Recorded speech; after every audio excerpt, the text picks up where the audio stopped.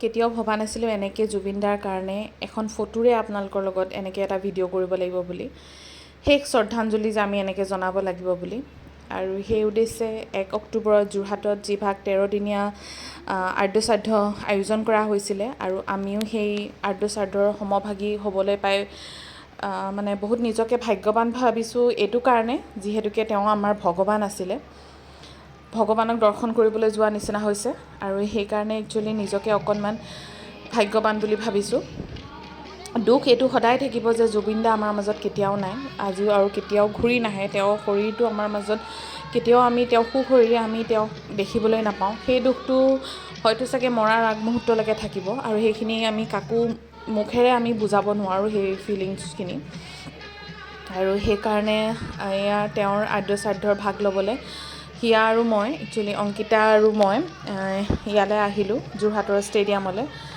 নাজানো কেনেকৈ কি কওঁ, একো ভাবি পোৱা নাই। কিন্তু ইয়াত দেখিছেনে লাখ লাখ গুণমুগ্ধৰ আগমন ঘটিছে অকল এই জুবিন দাক চাম বুলিয়ে। তেওঁৰ শৰীৰটো আমাৰ মাজত এই ষ্টেডিয়ামত হয়তো নাথাকিব পাৰে, কিন্তু তেওঁৰ আত্মাটো এতিয়াও এই আমাৰ আশে পাশে আছে।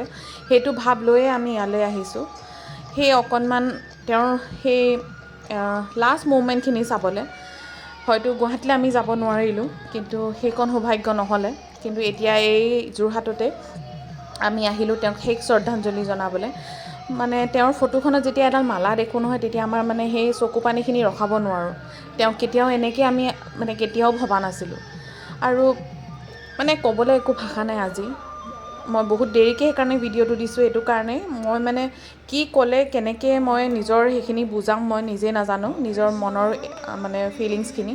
আৰু আচৰিত কথা, আগদিনালৈকে ভয়ংকৰ ৰ'দ, বহুত বেছি গৰম, আৰু সেইদিনা মানে গোটেই বতৰটো এনেকুৱা এটা ড্ৰাষ্টিক চেঞ্জ হৈ গ'ল যে গোটেই ৰাতিটো বৰষুণ, তাৰপিছত মানে এটা ঠাণ্ডা পৰিৱেশ কৰি দিলে। এনেকুৱা লাগিলে যেন জুবিন দাই মানে আমাৰ ওচৰত যোৰহাটলৈ আহিছে, তেওঁ নিজৰ ঘৰখনলৈ আহিছে আৰু তেওঁ যেন সকলোকে আৰামত তেওঁক যেন দৰ্শন কৰিবলৈ দিলে, ঠিক তেনেকুৱা হ'ল। লাষ্টত আমি যেতিয়া ওলাই আহিব লৈছোঁ, তেতিয়া অকণমান ৰ'দৰ কিৰণ অকণমান ওলাইছে, সূৰ্যটো তেওঁ যেন লুকুৱাই ৰাখিলে। তেওঁ সঁচাকৈ তেওঁ যে কয় যে মই সূৰ্যৰ মানুহ নহয়, মই চন্দ্ৰৰ মানুহ একচুৱেলি। যেতিয়া জোনবাইটো ওলায় তেতিয়াহে তেওঁ ওলায়। একচুৱেলি সেইদিনাখনৰ বতৰটো সেই তেনেকুৱাই আছিলে। তেওঁ যেন সূৰ্যটোক ঢাকি ৰাখিলে, এই গোটেই মানুহখিনিক যেন কষ্ট নহ'বলৈ তেওঁ এই এনেকুৱা এটা পৰিৱেশ কৰি দিলে। আমাৰ মানে তেনেকুৱা ফিল হৈছে।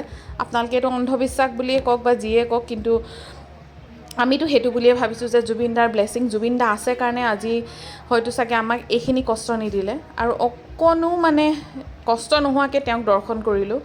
দেখিছেই নহয়, আগে পিছে গুণমুগ্ধই ভৰি আছে আৰু এইফালে কেইজনমানে চবৰে হাততে অকণ অকণ ফুল দিছে, যিহেতুকে আমি তেওঁৰ দৰ্শন কৰিবলৈ অকণমান ওচৰ চাপিলোহি। আৰু এই সময়কণৰ কাৰণে আমি কিমান দিনৰ পৰা অপেক্ষা কৰি আছিলোঁ। অৱশ্যে তেওঁৰ এই শৰীৰটো আমি দৰ্শন কৰিবলৈ নাপালোঁ আৰু সেইটো চাগে আমি সহ্যও কৰিব নোৱাৰিলোঁহেঁতেন। তেওঁক সেইটো তেনেকুৱা ৰূপত চাগে আমি কেতিয়াও দেখিবও নোৱাৰিলোঁহেঁতেন। কিন্তু আজি এনেকুৱা লাগিছে তেওঁক ভগৱানক আমি দৰ্শন কৰিবলৈ মন্দিৰত এয়া শাৰী পাতি ৰৈ আছোঁ, তেওঁৰ অন্তিমবাৰ দৰ্শন কৰিবলৈ। আৰু ক'বলৈ একো ভাষা নাই। তাৰ পৰিৱেশটো হয়তো আপোনালোক তাত থকা হ'লে চাগে বুজি পালেহেঁতেন।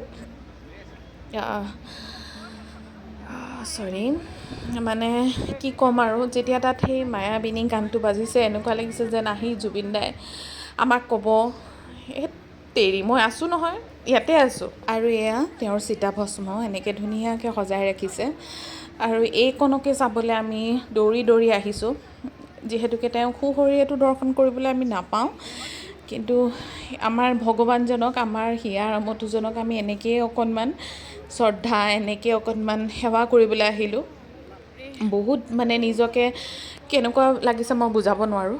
আমাৰ ভগৱানজন আমাৰ সন্মুখত আছে, আপোনালোকে সকলোৱে সেৱা কৰিব তেওঁক। তেওঁ সদায় আমাৰ লগত আছে আৰু সদায় থাকিব, সেয়াই আমাৰ আশা। আৰু যোৰহাট ষ্টেডিয়ামৰ প্ৰতিখন ৱালতে জুবিন দাৰ ফটো অংকন কৰা হৈছে, বৰ ধুনীয়াকৈ কৰিছে আৰু সকলোখিনি আপোনালোকৰ লগত দেখাইছোঁ। আৰু তেওঁৰ নামত প্ৰসাদ একচুৱেলি বিতৰণ কৰিছে। সেই প্ৰসাদকণ ল'বলৈ একচুৱেলি সাহস নাই, কিন্তু সেয়া মন্দিৰৰ প্ৰসাদ বুলি, ব্লেছিং বুলি ভাবি আমি ল'লোঁ। আৰু ঘৰৰ সকলোকে গৈ তাৰে যেনেকৈ আমি মন্দিৰৰ প্ৰসাদ আনি সকলোকে ব্লেছিং মানে এটা আশীৰ্বাদ বুলি চবকে দিওঁ ন, সেই তেনেকৈ সকলোকে দিলোঁ।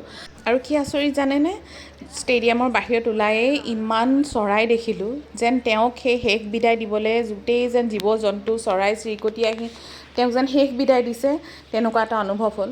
আৰু সৰ্বশেষত এটাই সকলোকে চৰকাৰক অনুৰোধ যে তেওঁ ন্যায় পাব লাগে। যিসকলে আমাৰ ভগৱানজনক আমাৰ পৰা আঁতৰাই নিলে, আমাৰ হিয়াৰ আমঠুক আঁতৰাই নিলে, তেওঁলোকে কঠোৰ শাস্তি পাব লাগে। সেয়াই মোৰ শেষ অনুৰোধ সকলোলৈকে। এই সকলোখিনি স্মৃতি ধৰি ৰাখিলোঁ আৰু ভাবিলোঁ আপোনালোকৰ মাজত অকণমান শ্বেয়াৰ কৰোঁ। আৰু আপোনালোকে সকলোৱে প্ৰাৰ্থনা কৰিব যাতে জুবিন দায়ে বহুত সোনকালে ন্যায় পায়।